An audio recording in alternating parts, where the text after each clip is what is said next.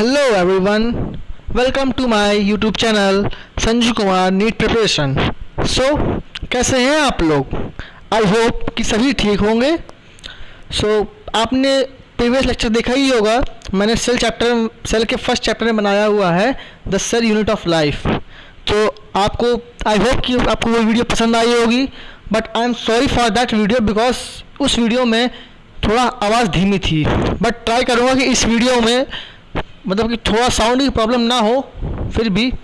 But thankful everyone का कि आपने मेरा इतना सपोर्ट किया।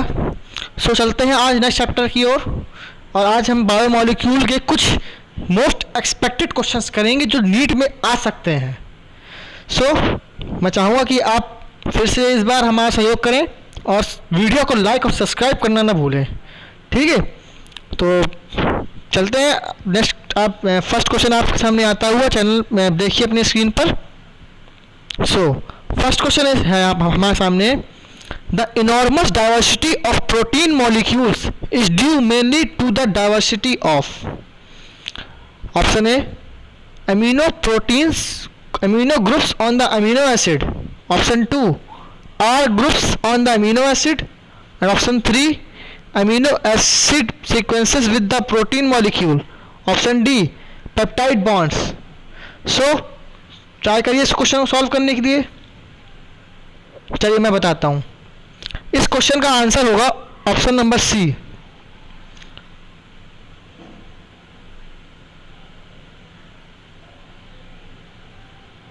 इस क्वेश्चन का ऑप्शन सही करेक्ट ऑप्शन है option number C, amino acid sequences within the protein. अब आप जानते ही होंगे कि प्रोटीन एक प्रकार के अमीनो एसिड के पॉलीमर होते हैं। टोटल अपने पास कितने होते हैं? 20 अमीनो एसिड होते हैं जो कि प्रोटीन में होते हैं, ठीक है? अब अमीनो एसिड को अलग अलग ऑर्डर में अरेंज कर सकते हैं पॉलीपेप्टाइड चेन में, क्योंकि मतलब कि अलग अलग पॉलीपेप्टाइड चेन में अरेंज कर सकते हैं उनकी प्रोटीन की डाइवर्सिफिकेशन बनाने के लिए। इसमें क्वेश्चन साफ साफ कहा है कि इनॉर्मस डाइवर्सिटी ऑफ प्रोटीन की सबसे ज़्यादा डाइवर्सिटी किस में होगी, इसलिए इसका सही ऑप्शन होगा अमीनो एसिड के सीक्वेंसेस में। क्योंकि जैसा आपको मैंने बताया कि अमीनो एसिड को अरेंज करने के लिए अलग अलग सीक्वेंसेस में पॉलीपेप्टाइड चेन की ज़रूरत होती है। तो इसीलिए इसका परफेक्ट आंसर होगा option number C, amino acid sequences within the protein molecule, ठीक है? चलते हैं नेक्स्ट क्वेश्चन की तरफ। ये नेक्स्ट क्वेश्चन है, dash are organic compounds and are distinguished between from other cofactors in a way that they are tightly bound to the apozyme। मैं question फिर से पढ़ता हूँ। Dash are organic compounds and are distinguished from other cofactors in a way that they are tightly bound to the apoenzyme. Option A है prosthetic group, option B coenzyme, option C metal ions and option D zymogen. सोचिए ऐसा कौन सा organic compound होगा जो दूसरे cofactor से मतलब बता सकता है कि उसके भेदभाव बता सकता है अपने में जो कि टाइटली बाउंड होते हैं एपोजाइम से। सोचिए क्या हो सकता है आंसर। देखिए मैं बताता हूँ। इसका करेक्ट आंसर ऑप्शन नंबर ए, प्रोस्थेटिक ग्रुप। क्योंकि जो एपोएंजाइम होता है वो एक प्रकार का प्रोटीन पार्ट ऑफ एंजाइम होता है, ठीक है? और इसमें क्वेश्चन में कहा है अदर कोफैक्टर्स। देखिए मैं आपको कोफैक्टर का मतलब बताता हूँ।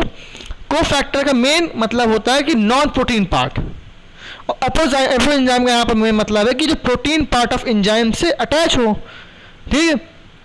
और कोफैक्टर को हम कोएंजाइम भी कहते हैं, ठीक है? कोफैक्टर को हम कोएंजाइम भी कहते हैं। और यहाँ पे प्रोस्थेटिक ग्रुप जो होते हैं वो एपोएंजाइम से टाइटली बाउंडेड होते हैं। और लेकिन जो कोफैक्टर में जो कोएंजाइम होता है, अभी देखिए इसमें ऑप्शन नंबर बी है, जो कोएंजाइम ऑप्शन है वो बाइंड होते हैं एक्टिव साइट ऑफ एंजाइम से। और जो मेटल आयंस होते हैं वो side chain of active site से बाउंड होते हैं। और इसने कहा है कोफैक्टर से कौन बाउंड होते हैं, तो कोफैक्टर से बाउंड होते हैं प्रोस्थेटिक ग्रुप। तो करेक्ट आंसर इसका होगा ऑप्शन नंबर ए, ठीक है? चलते हैं नेक्स्ट क्वेश्चन की तरफ। ये नेक्स्ट क्वेश्चन कहता है अपना, which of the following is a correct sequence for the appearance of compounds in a cell। Option A है अमीनो एसिड से प्रोटीन फिर एंजाइम, ऑप्शन बी है protein enzyme amino acid, option C है disaccharides, monosaccharides, polysaccharides, option D polysaccharides, starch, फिर sucrose. सोचिए कौन सा sequence है जो परफेक्ट करेक्ट सीक्वेंस दिया हुआ है इसमें से। देखिए मैं बताता हूँ, इसका करेक्ट सीक्वेंस है sequence number A, amino acids, proteins और फिर एंजाइम। क्योंकि देखो अब जो सी ऑप्शन देखिए, सी ऑप्शन में है डाइसैकेराइड, मोनोसैकेराइड और पॉलीसैकेराइड, ये गलत है। इसका ऑप्शन सीक्वेंस होता है मोनोसैकेराइड, फिर डाइसैकेराइड, फिर पॉलीसैकेराइड। ऑप्शन नंबर डी में दिया हुआ है मोनोसैकेराइड, स्टार्च, सुक्रोज। तो यहाँ पर स्टार्च क्या है, एक प्रकार का पॉलीसैकेराइड है, और सुक्रोज क्या है, एक प्रकार का डाइसैकेराइड। तो मैंने आपको बताया सीक्वेंस है मोनोसैकेराइड, डाइसैकेराइड, फिर पॉलीसैकेराइड। तो इसमें भी अब देखिए मोनोसैकेराइड के बाद ऑप्शन नंबर डी में मोनोसैकेराइड के बाद स्टार्च, स्टार्च क्या है, पॉलीसैकेराइड।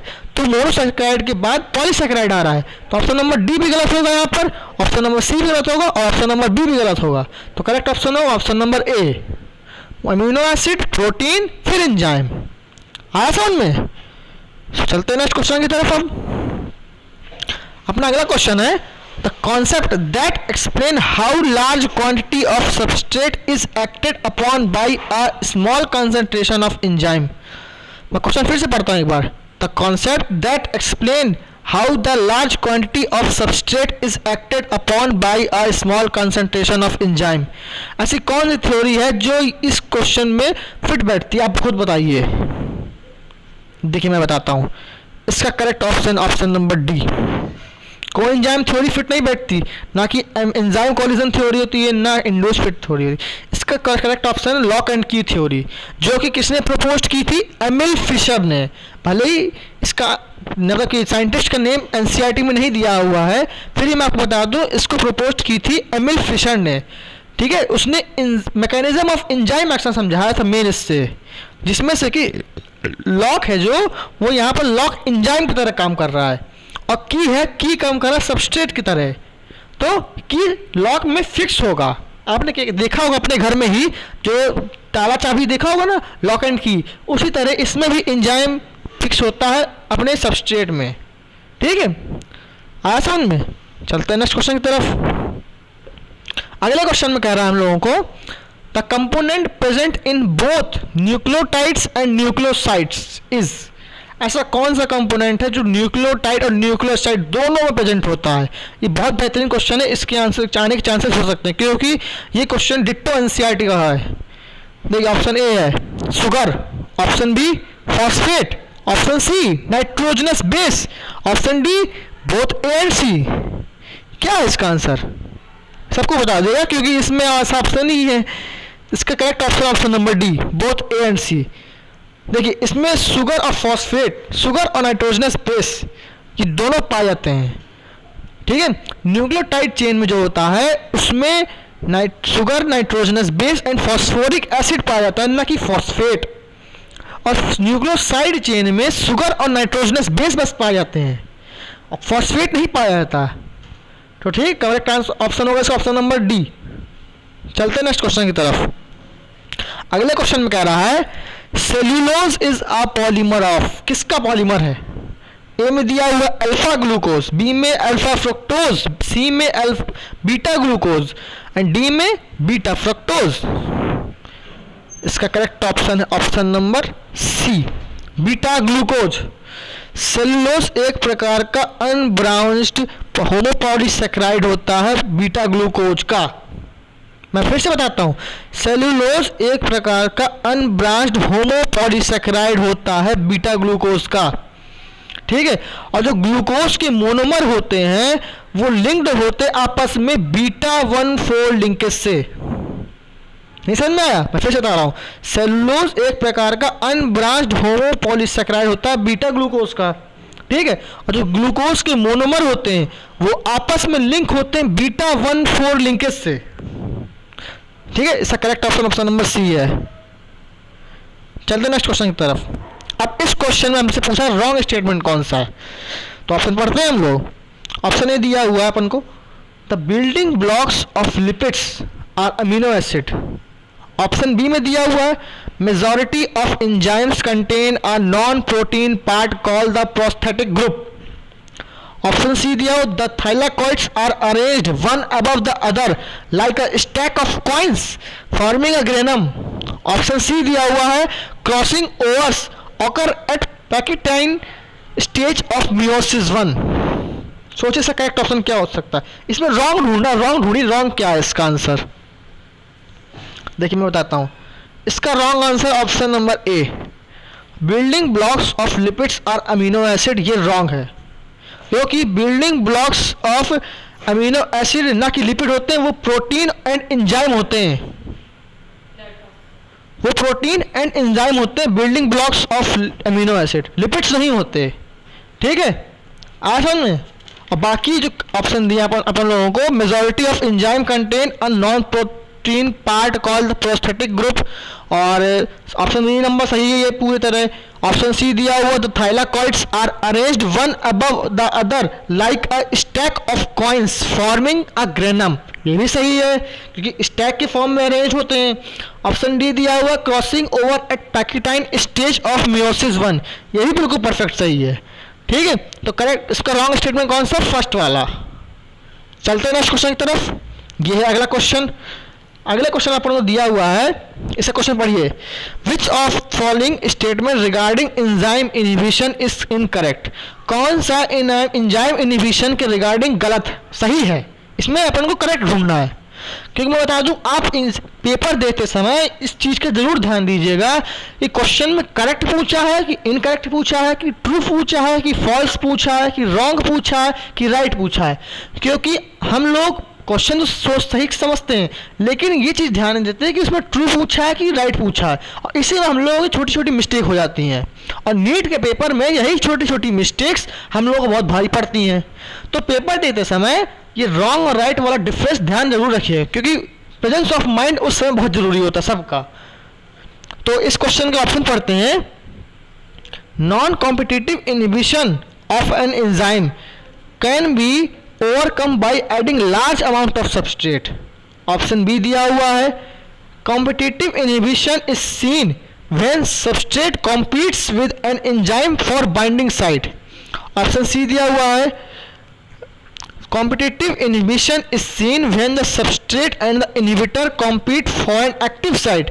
अब ये देखिए ऑप्शन बी में और ऑप्शन सी में पूरे लैंग्वेज की सेंटेंस वही चीज़ है, लेकिन लास्ट में खाली एक वर्ड बदला गया, उसमें बाइंडिंग है और इसमें एक्टिव है, और इनहिबिटर का चेंज थोड़ा सा।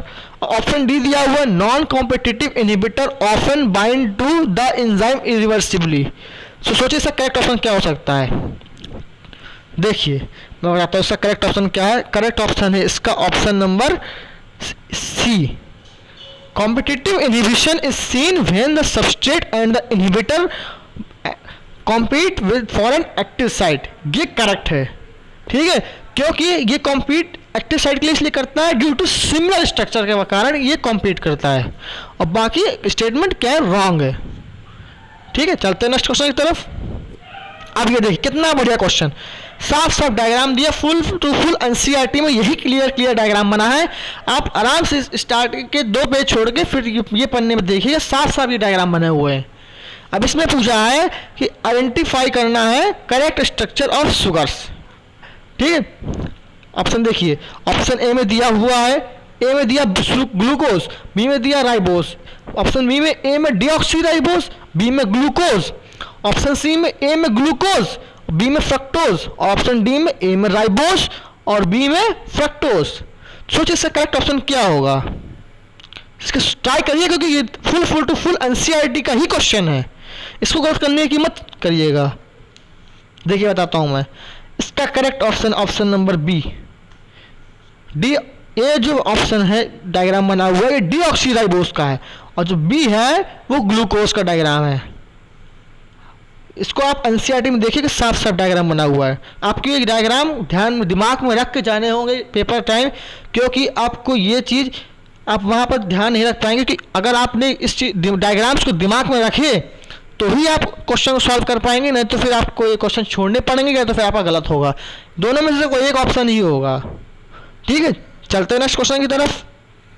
ये है अगला क्वेश्चन आप हम लोगों को दिया हुआ है, एनाबॉलिज्म इज अ या फिर एन, कैसा प्रोसेस है एनाबॉलिज्म।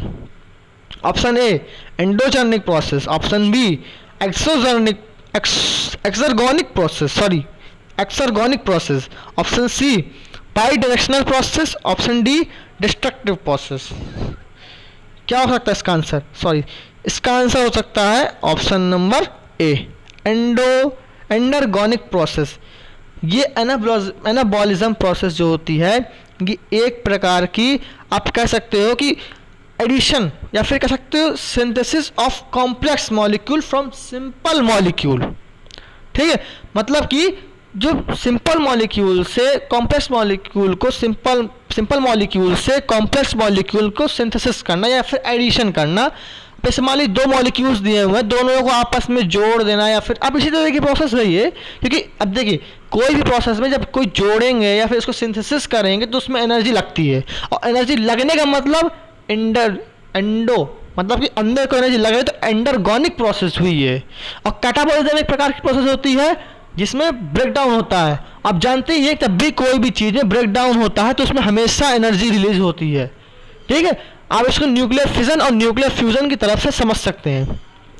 सो इसका करेक्ट ऑप्शन होगा option number A.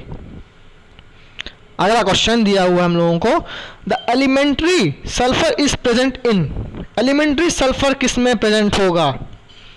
Option A valine, lysine, N acetylcysteine, option B tryptophan, glutamic acid, aspartic acid, option C citrulline, methionine and glutamic acid, option D homocysteine, cysteine and methionine. क्या होगा इसका correct answer?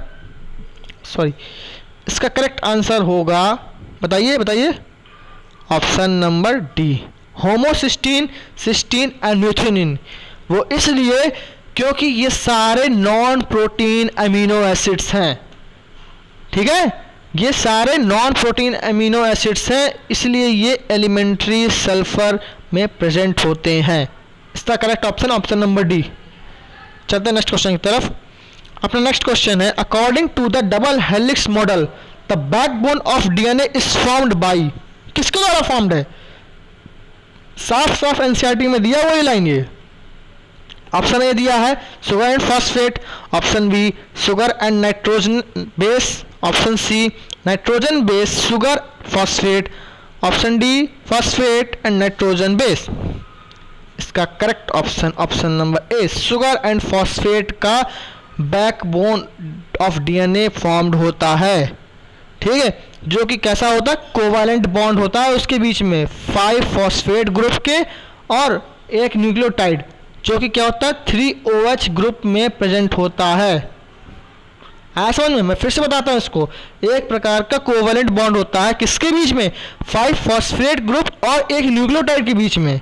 ठीक है, और 3OH group होता है वो दूसरे न्यूक्लियोटाइड से अटैच होता है और इसका बैकबोन शुगर एंड फॉस्फेट का होता है। और बताइए Watson Crick double helix model किसने दिया था? बताइए बताइए। सॉरी, मैंने आंसर बता दिया इसमें, सॉरी।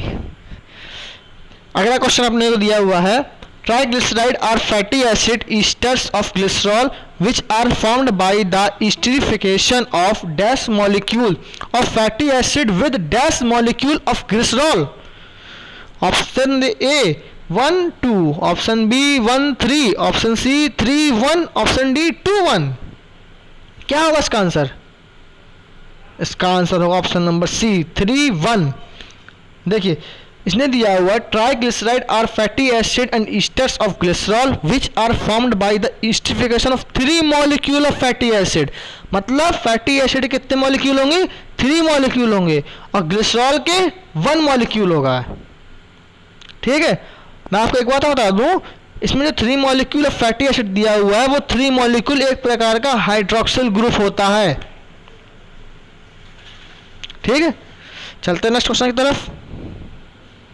अगला question, hydrolysis of nucleic acid yields, hydrolysis of nucleic acid yields option A only sugar, option B phosphoric acid only, option C nitrogenous base only and option D nitrogenous base sugar and phosphate. क्या yield करता है? Yield करता है nitrogen base sugar and phosphate. Hydrolysis of nucleic acid, ये 3 component निकालते हैं। अगला question, DNA differs from RNA, ये तो बहुत सिंपल क्वेश्चन है।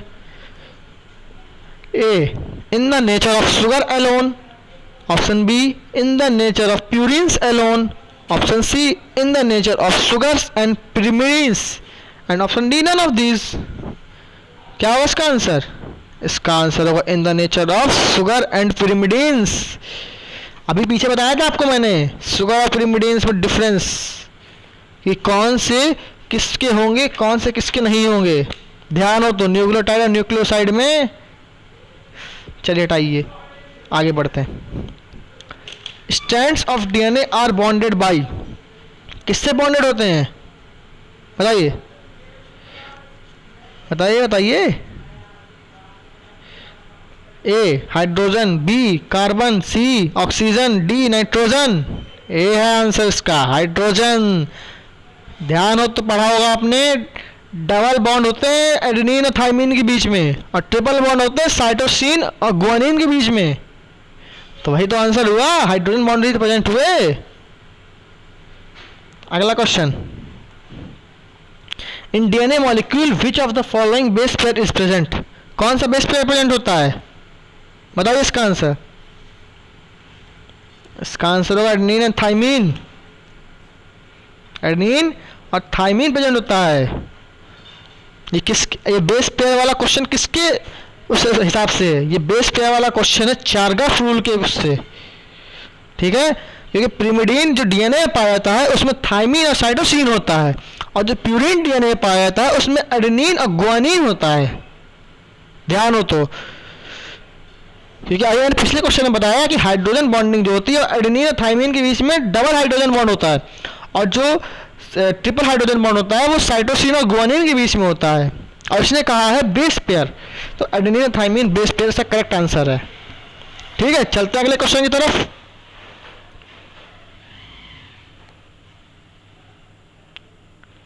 एक सेकेंड।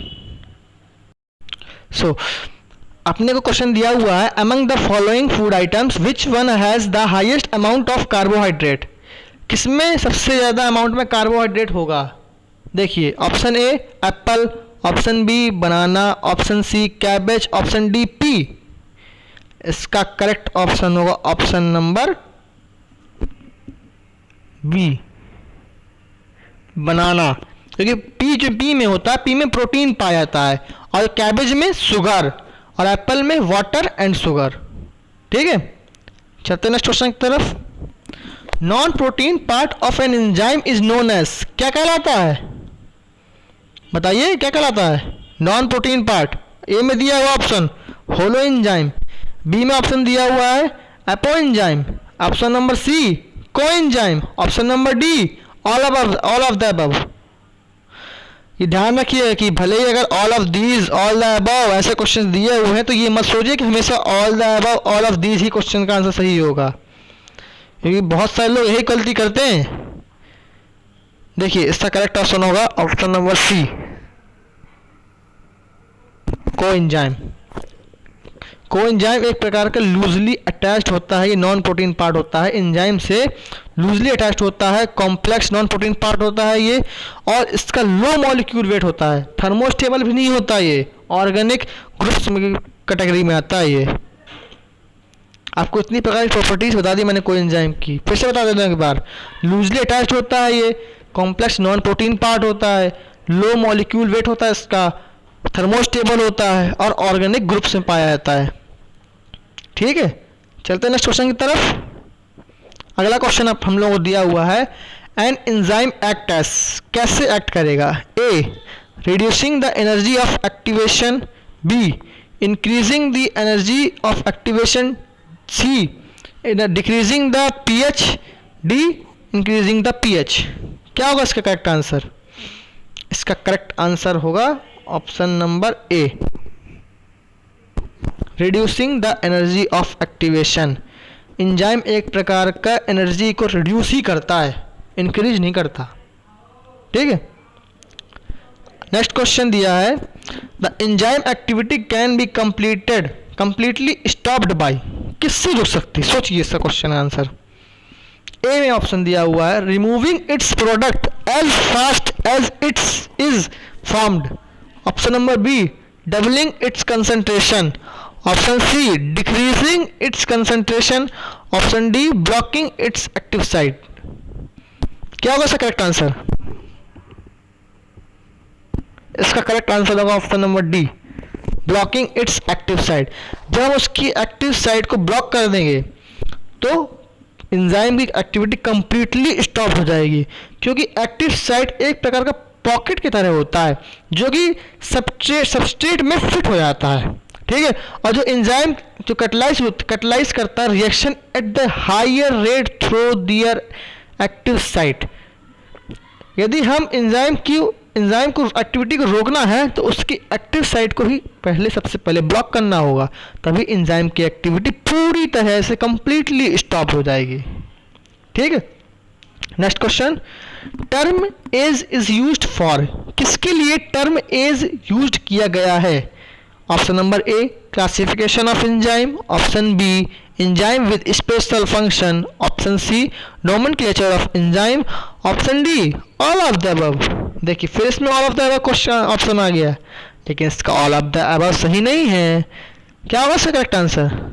करेक्ट आंसर होगा option number C nomenclature of enzyme, क्योंकि नोमेनक्लेचर ऑफ एंजाइम्स में ही टर्म एज यूज होता है। एग्जांपल दूं? एग्जाम्पल होगा लैक्टेज, चाइमेज। ध्यान करिए, ठीक है। चलते नेक्स्ट क्वेश्चन की तरफ। अगला क्वेश्चन दिया हुआ है enzyme denatures. Option A at very low temperature. Option B during chemical reaction. Option C at very high temperature. And option number D below freezing point. क्या होगा करेक्ट ऑप्शन इसका? इसका करेक्ट ऑप्शन होगा at very high temperature, option number C, ठीक है। क्योंकि denaturation एक प्रकार की ऐसी प्रोसेस होती है जिसमें प्रोटीन न्यूक्लिक एसिड में बहुत आसानी से लूज कर देते हैं क्वाटरनरी स्ट्रक्चर, टर्सरी स्ट्रक्चर और सेकेंडरी स्ट्रक्चर, जो कि क्या होता है प्रेजेंट होते हैं नेटिव स्टेट में, ठीक है। नेटिव स्टेट में यहाँ का मतलब है कि एक्सटर्नल स्ट्रेस हो गया, या फिर स्ट्रॉन्ग एसिड और बेस हो गए, या फिर कंसनट्रेटेड इनऑर्गेनिक सॉल्ट हो गए, या फिर ऑर्गेनिक सॉल्वेंट हो गए, तो इन्हें कहते हैं नेटिव स्टेट। एंजाइम ऐसी हाई टेम्परेचर में डीनेचुरेशन हो जाता है, क्योंकि इसका नेटिव स्टेट जो प्रेजेंट होता है क्वाटरनरी स्ट्रक्चर, टर्सरी स्ट्रक्चर, वो लूज कर देता है। सीधी सी बात बताऊँ तो, ठीक है। इसका एग्जाम्पल मैं दे सकता हूँ, जैसे अल्कोहल हो गया, क्लोरोफॉर्म हो गया, इससे एग्जाम्पल हो गए, ठीक है। Next question. So thank you for watching the video, और आई होप कि आपको वीडियो पसंद आई होगी। सो वीडियो को लाइक और चैनल को सब्सक्राइब करना बिल्कुल मत भूलें, और अप्रिशिएट करते रहें। और लास्ट में एक ही एडवाइस देना चाहूँगा कि लर्न एवरी डे। आप पर डे थोड़ा थोड़ा याद करेंगे, आपको बहुत हेल्प मिलेगी, बहुत हेल्प मिलेगी। मैं रियली बता सकता हूँ, बहुत हेल्प मिलेगी। तो कोशिश करिए कि इकट्ठा ना करें, थोड़ा थोड़ा कर लें। थोड़ा थोड़ा करने से ही, वो कहते नहीं है थोड़े थोड़े से ही पहाड़ बनता है। सो थोड़ी थोड़ी मेहनत कर लेंगे तो शायद नीट निकल जाए, लेकिन हाँ एंड मोमेंट है अभी, तो प्रैक्टिस मत छोड़िएगा और प्रैक्टिस ज़रूर करिएगा। और मैं इस तरह रोज़ हर चैप्टर की वीडियो और क्वेश्चंस डालूंगा, मोस्ट एक्सपेक्टेड क्वेश्चन डालूंगा, ठीक है। Thank you for watching the videos, और वीडियो को लाइक, कमेंट और शेयर करना बिल्कुल ना भूलें, और चैनल सब्सक्राइब जरूर कर दें। और हाँ, अगर आपको किसी भी क्वेश्चन में किसी भी प्रकार का डाउट हो, या फिर किसी भी प्रकार की कोई क्वेरीज हो, तो मुझे कमेंट बॉक्स में ज़रूर बताएं, मैं आपका रिप्लाई ज़रूर दूंगा। Thank you.